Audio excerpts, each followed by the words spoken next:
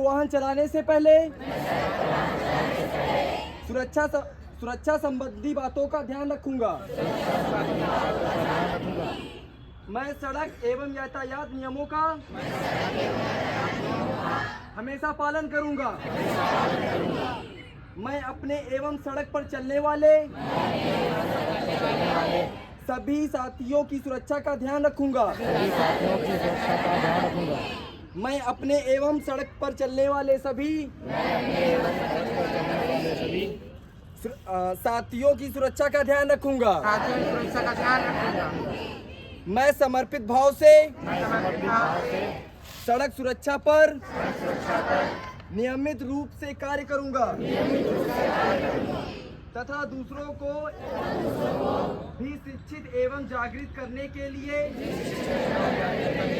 प्रेरित करूंगा।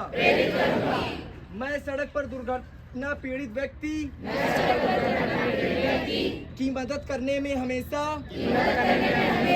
अग्रसर रहते हुए एक स्वच्छ स्वस्थ सुरक्षित सड़क संस्कृति विकसित करने का प्रयास करूंगा।